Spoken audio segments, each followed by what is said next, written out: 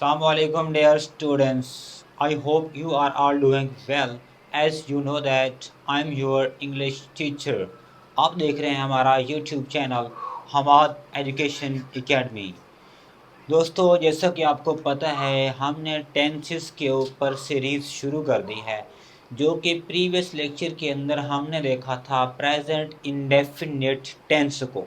ठीक है, तो उसको हमने देखा था कि क्या क्या कॉन्सेप्ट है, उनकी सेंटेंसेस की टाइप्स थी, एफर्मेटिव थे, नेगेटिव थे, सवालिया, डबल सवालिया। हमने उनको प्रीवियस लेक्चर के अंदर कैटेगराइज किया था, उसको समझा था।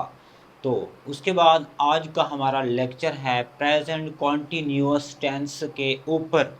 आज हमने देखना है कि ये प्रेजेंट कॉन्टिन्यूअस टेंस कैसा होता है, इसके अंदर कौन कौन से कॉन्सेप्ट छुपे हैं।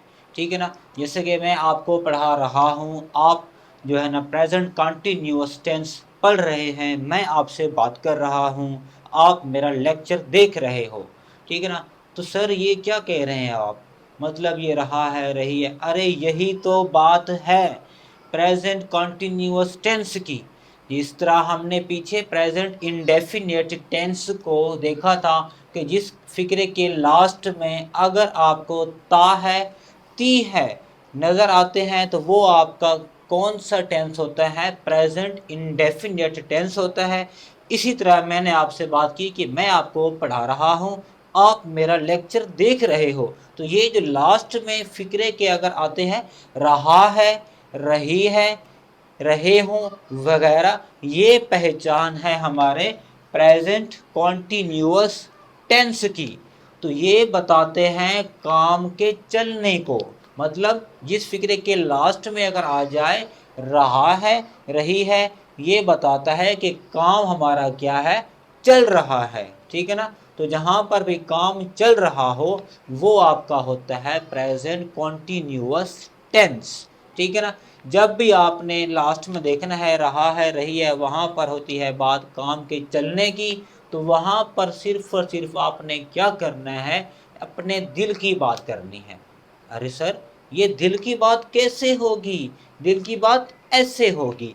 अब देख लीजिए, मेन वर्ब की फर्स्ट फॉर्म के साथ आपने आईएनजी लगा देना है। क्यों, चाहे टेंस कोई भी हो, प्रेजेंट का हो, पास्ट का हो, फ्यूचर का हो। ठीक है ना, प्रेजेंट कॉन्टिन्यूअस हो, पास्ट कॉन्टिन्यूअस, फ्यूचर कॉन्टिन्यूअस, तीनों कॉन्टिन्यूअस के अंदर आपने सिर्फ और सिर्फ देखना क्या है, कॉन्टिन्यूअस को देखना है। अगर कॉन्टिन्यूअस है तो धड़कन लगा दो, मतलब आईएनजी लगा दो। जैसा कि इंसान के अंदर धड़कन रुक जाए तो इंसान नहीं रहता, इसी तरह सेंटेंस के अंदर अगर आप धड़कन ही ना लगाओ तो सेंटेंस भी उड़ जाता है। उम्मीद करता हूँ आपको पहला कॉन्सेप्ट था कि उर्दू में कैसे पहचान करनी है। अब आपको कॉन्सेप्ट दिया दिल की धड़कन से, मतलब हेल्पिंग वर्ब से, सॉरी मेन वर्ब से, कि जहां भी फर्स्ट फॉर्म के साथ आईएनजी लगा हो वो आपका क्या होगा, कॉन्टिन्यूअस टेंस होगा। ठीक है, अब ये कौन से कॉन्टिन्यूअस टेंस की बात कर रहे हैं वो हमने यहां से देखना है, हेल्पिंग वर्ब से। अब मैंने बताया था कि जहां भी do, does, is, am, are, has, है वो आपको नजर आए वो आपका टेंस होगा प्रेजेंट।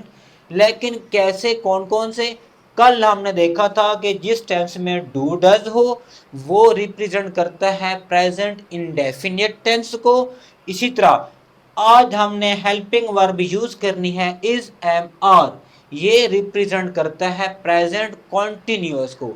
अब देख लो यार, मेनली तीन बातें आपको बताई है मैंने, हर टेंस के अंदर यही तीन बातें ही छुपी हैं।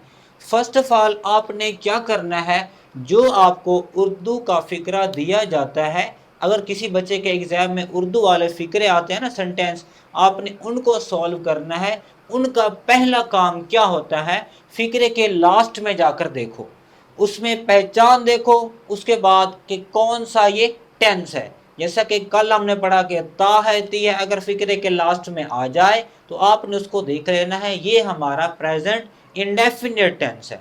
इसी तरह आज की पहचान आपको बताई प्रेजेंट कंटिन्यूअस की, कि जिस फिक्रे के लास्ट में रहा है, रही है आया हो वो आपका प्रेजेंट कंटिन्यूअस टेंस होता है। इसी तरह सेंटेंस होते हैं, करेक्शन करनी होती है एग्जाम के अंदर, तो उनकी पहचान कैसे करनी होती है? उनकी करनी होती है इन्हीं हेल्पिंग वर्ब के साथ।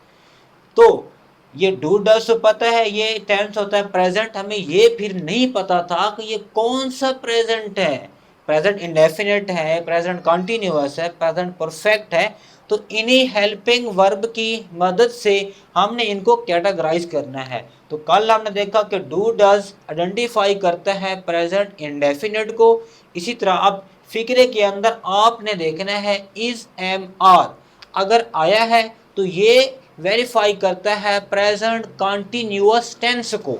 समझ आ रही है ना, प्रेजेंट कॉन्टिन्यूअस टेंस को। और एक बात और, इसी इज एम आर के साथ अगर मेन वर्ब की फर्स्ट फॉर्म के साथ आईएनजी लगी हो तो फिक्रा सही, अगर इज एम आर के साथ वर्ब की फर्स्ट फॉर्म के साथ दिल की धड़कन मतलब आईएनजी नहीं लगी तो फिक्रा वो भी गलत काउंट होता है।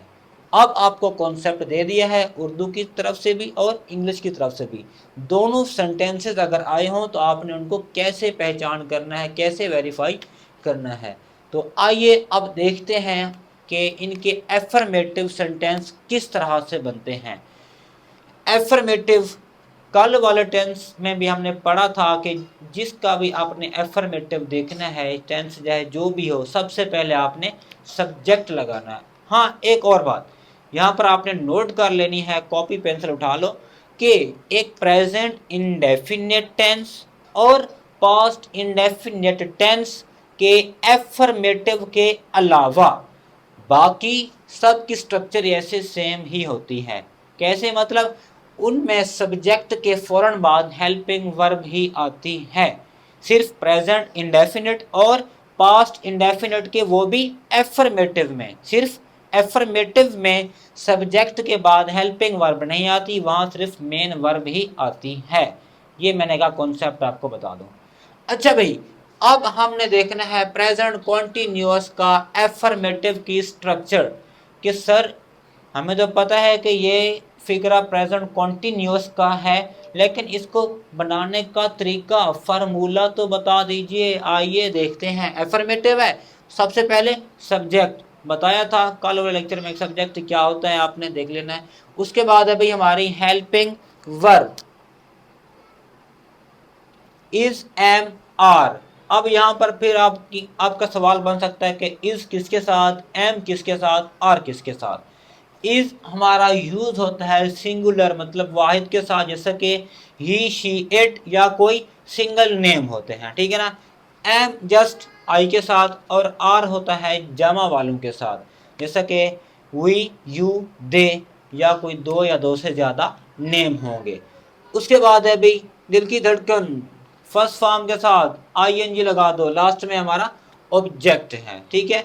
एग्जाम्पल से देखते हैं भाई, जैसे कि मैं आ रहा हूं, इसमें सब्जेक्ट क्या है, कौन है अभी जो काम कर रहा है? मैं, मतलब आई। आई के बाद क्या है भाई? हेल्पिंग वर्ब लगा दो। अभी बताया आपको आई के साथ कौन सी helping verb? Am, I am. उसके बाद भाई मेन वर्ब की फर्स्ट फॉर्म, दिल की धड़कन लगानी है भाई, आना मतलब कम, और उसके साथ आई एन जी लगा दो। ये सिर्फ मैं आपको शॉर्ट से फिक्रे बता रहा हूँ। अगर बड़े फिक्रे बताऊँ तो आप वहाँ पर फिर कहते हैं कि सर ये टू कहाँ से आ गया, ये फ्रॉम कहाँ से आ गया, ठीक है ना, तो वहाँ आप फंस जाते हो। दुनिया का जितना भी बड़ा फिक्रा आ जाए, आपने इसी फार्मूले को नहीं भूलना, ठीक है ना। बस लास्ट में पहचान देखो, इसी फार्मूले की मदद से इसको हल कर डालो। अगर मैं यहाँ से कहूँ कि मैं घर से आ रहा हूँ, तो यहाँ पर क्या होता? I am coming from home, कि मैं जौनपुर से आ रहा हूँ, I am coming from Jaunpur, ठीक है ना। इस तरह से मतलब क्या है कि सिर्फ आपको समझ आ जाए, कॉम्प्लेक्स सेंटेंस अभी मैं नहीं पढ़ा रहा आपको।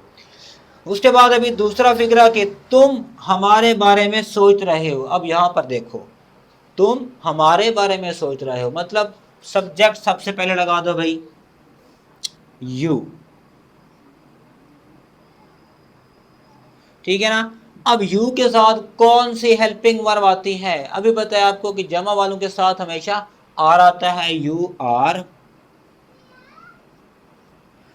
अब भाई मेन वर्ब सोचना, क्या इंग्लिश होती है सोचना की? थिंक। उसके साथ धड़कन तो लगानी है आपने वैसे ही, तो लगा दो जी। Thinking, you are thinking. बारह की होती है अबाउट, ये एज अ ऑब्जेक्ट के तौर पर आ रहा है, about us. You are thinking about us, कि तुम हमारे बारे में सोच रहे हो, ठीक है ना। जैसे कि वो खाना पका रही है, ही, ही लिखूं? अरे नहीं सर, वो पका रही है लड़की है, तो शी आएगा। शी के साथ कौन से helping verb? Is. She is cooking food, कि वो खाना पका रही है। तो ये थे हमारे affirmative sentences present continuous tense के। इसी तरह अब हमने देखना है नेगेटिव सेंटेंस कौन से होते हैं हमारे, मनफी फिक्रात। अच्छा भाई, मनफी फिक्रात को भी सॉल्व करने का फार्मूला है, स्ट्रक्चर है हमारे पास। कोई रॉकेट साइंस नहीं है, सिर्फ और सिर्फ हेल्पिंग वर्ब के बाद आपने नॉट का यूज करना है बस। बाकी सारा वैसे का वैसे होता है। कैसे भाई? जैसा कि तुम्हारा भाई तुम्हें नहीं बुला रहा है। तुम्हारा भाई मतलब ये एज अ सब्जेक्ट आया, तो यूर ब्रदर।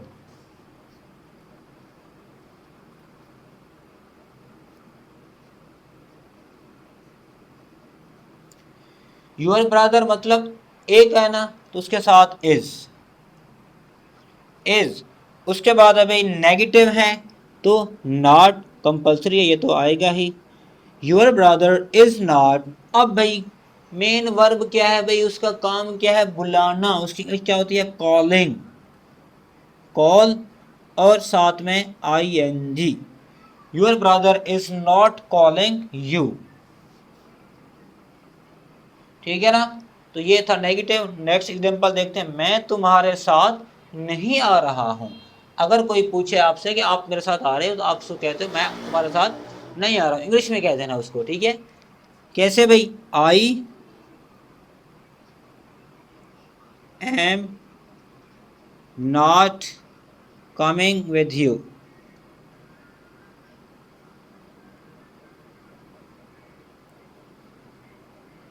ठीक है ना। इसी तरह तो काफ़ी सारे सेंटेंसेस फिक्रे होते हैं, हज़ारों लाखों, लेकिन आपने करना क्या है? सिर्फ और सिर्फ यही फार्मूला पकड़ो और फिक्रा बना दो। अब आपने क्या करना है? अपनी कॉपी पेंसिल उठा लो, पीछे भी जो टेंस पढ़ाया है उसके आपने स्ट्रक्चर नोट कर लेनी है, और आज वाला टेंस जो है प्रेजेंट कॉन्टिन्यूअस, इसकी भी स्ट्रक्चर नोट कर लेनी है, ठीक है ना। अब हमने देखना है नेक्स्ट टाइप, जो कि हमारी है सवालिया के ऊपर। समराइज करते हैं कि पीछे जो जो हमने पढ़ा, हमने देखा एफर्मेटिव सेंटेंस जैसे कि जो सादा फिक्रे होते हैं, उसके बाद मनफी फिक्रात को देखा कि उसका कॉन्सेप्ट क्या है, सादा का क्या है। अब हमने देखना है सवालिया, जो कि सिंगल सवालिया होते हैं। पिछले टेंस में भी आपको बताया था कि ये दो तरह से सवाल पूछे जा सकते हैं। एक को कहते हैं सिंगल सवालिया, और एक को कहते हैं डबल सवालिया। इसका कॉन्सेप्ट भी दिया था आपको, चलो इधर भी आपको कॉन्सेप्ट मिल जाता है कि सिंगल सवालिया वो होते हैं जिनका जवाब आप यस और नो में दे सकते हो, और डबल सवालिया जिनका जवाब आप यस और नो में ना दे सकते हो। डिटेल्ड आंसर जिसमें होता है वो आपके होते हैं डबल सवालिया, ठीक है। अब इसको किस तरह से बनाना होता है, फिक्रों को ट्रांसलेशन कैसे करनी होती है, इसकी भी एक स्ट्रक्चर है हमारे पास। एफर्मेटिव और नेगेटिव सेंटेंसेस में क्या होता है? सबसे पहले सब्जेक्ट होता है, लेकिन जब सवालिया की बात हो तो वहां पर सबसे पहले हेल्पिंग वर्ब होती है, ठीक है। हेल्पिंग वर्ब रखो, सब्जेक्ट रखो, मेन वर्ब की फर्स्ट फॉर्म, साथ में आईएनजी, फिर लास्ट में ऑब्जेक्ट, और लास्ट में ये क्वेश्चन मार्क लगाना ना भूलिए, ठीक है। चलिए, क्या तुम मुझसे बात कर रहे हो? अब हमने क्या देखना है? सब्जेक्ट को तुम के अकॉर्डिंगली हमने हेल्पिंग वर्ब चूज करनी है। तुम मतलब यू के साथ कौन से हेल्पिंग वर्ब? आर। तो लगा दो आर, सबसे पहले लगा दिया भाई। आर सब्जेक्ट क्या है? यू। आर यू, उसके बाद है बात करना होता है टॉक, और धड़कन दिल की I N G, are you talking to me, कि क्या तुम मुझसे बात कर रहे हो। इसी तरह नेक्स्ट एग्जांपल है कि क्या वो अपने घर जा रही है। अब देखना है सब्जेक्ट वो, फिर यहाँ से अकेली सिंगल है भाई, उसके साथ कौन सी हेल्पिंग वर्ब आती है, इज शी,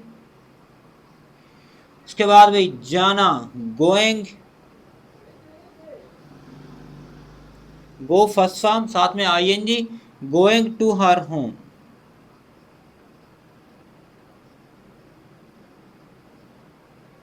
और लास्ट में यहाँ पर भी क्वेश्चन मार्क और यहाँ पर भी क्वेश्चन मार्क, ठीक है, बोलना नहीं है वरना फिक्रा गलत हो जाएगा।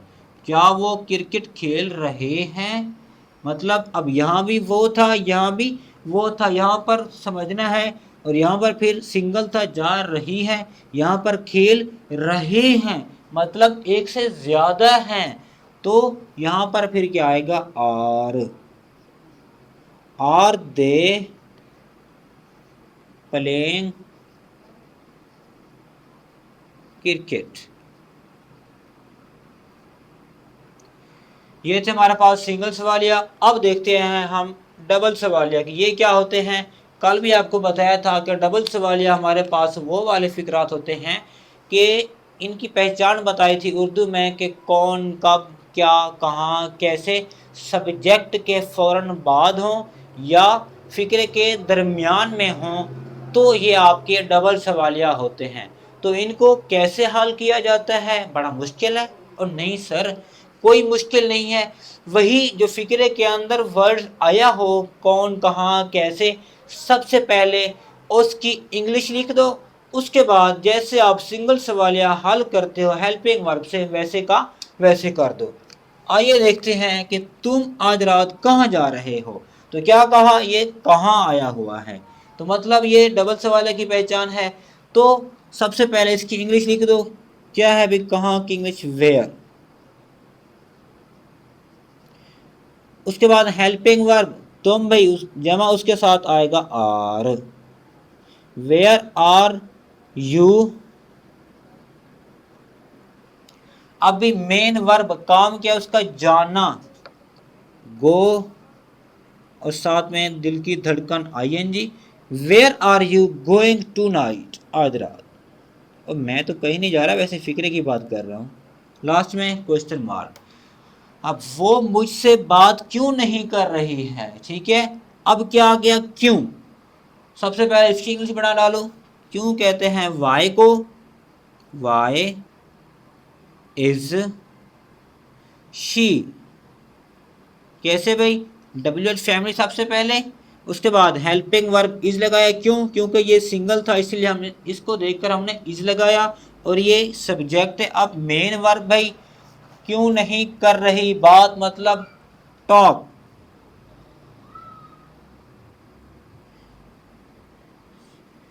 नॉट भी आएगा सॉरी क्योंकि नहीं आया हुआ है, तो why is she not talking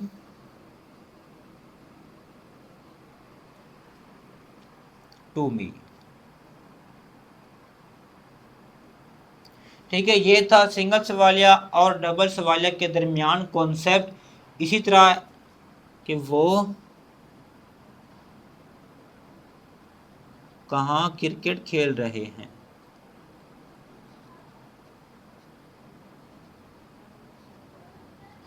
ये आपको अभी कॉन्सेप्ट हो जाएगा क्लियर कि कहाँ की इंग्लिश होती है वेयर। ये देखिए वेयर,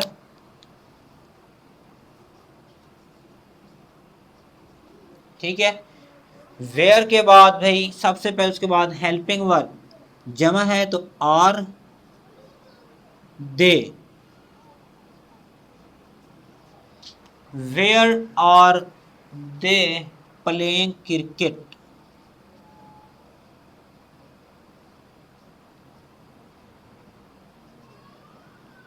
फिक्रा तो वैसे ऊपर लिखा हुआ था, बताने का मकसद ये है कि ये देखो भाई यहाँ क्या था, आर दे प्लेइंग क्रिकेट, ये था सिंगल सवालिया। सिर्फ ये कहाँ के आने से मैंने सिर्फ यही कहाँ की इंग्लिश लिख दी पहले। अब देखो अगर ये वेयर ना होता तो ये देखो are they playing cricket, are they playing cricket, ये था डिफरेंस। कोई कहते हैं कि डबल सवाल बड़े मुश्किल होते हैं, अरे नहीं होते यार। सिर्फ और सिर्फ आपने वही डब्ल्यू एच फैमिली वाले वर्ड्स की इंग्लिश बना दो, बाकी सारा जैसे सिंगल सवालिया हल करते हो वैसे का वैसे। जैसे कि एग्जांपल दी हुई है, are they playing cricket, are they playing cricket, सिर्फ क्या आया, वेयर, किसकी वजह से, कहाँ की वजह से। तो ये था हमारा आज का लेक्चर प्रेजेंट कॉन्टिन्यूअस टेंस, जो कि आपको उम्मीद करता हूँ समझ आ गया होगा। अगर समझ आ गया है तो काइंडली वीडियो को लाइक कीजिए और अपने दोस्तों के साथ शेयर लाजमी कीजिए, और साथ साथ इसके नोट्स आपने बनाने हैं क्योंकि ये आपको बहुत देर तक फ़ायदा देंगे। अल्लाह हाफिज़।